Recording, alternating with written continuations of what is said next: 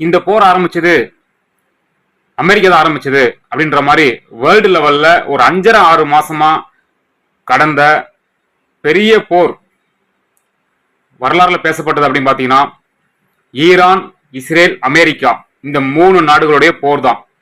ஓகேங்களா? 3வது உலக போர் மூலம் அபாயம் இருந்தது இந்த போர்னால அப்படின்னு சொல்ல போனா அதுல மாற்று கருத்து இல்லை. ஏன்னா இஸ்ரேலுடைய தூண்டுதலால ஈரான் மேல அமெரிக்கா தீவிரமான தாக்குதல்ல ஒரு 5 மாசம் முன்னாடி ஸ்டார்ட் பண்ணுச்சு.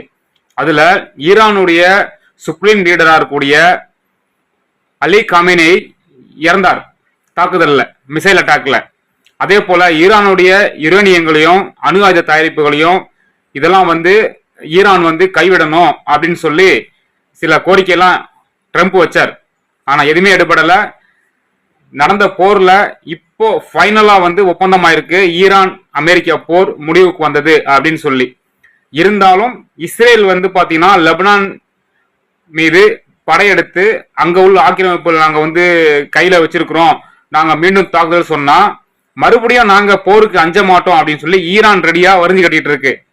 அதனால இப்போ ஈரானுக்கும் அமெரிக்காவுக்கும் நடுவுல கையெழுத்து ஒப்பந்தமாயிருக்கு, போரு ஃபைனலி முடிவுக்கு வந்தது அப்படின்னு சொல்லிட்டு. இன்னைக்கு உலக நாடுகள் தலைவர்களே பாத்தீங்கன்னா ஒரு பெருமூச்சு விடுற அளவுக்கு இந்த சம்பவம் நடந்திருக்கு இன்னைக்கு. ஓகேங்களா? இதுல வின் பண்ணது அமெரிக்காவா ஈரானா அப்படின்றத மறக்காம உங்க கருத்துக்கள் கமெண்ட் பண்ணுங்க.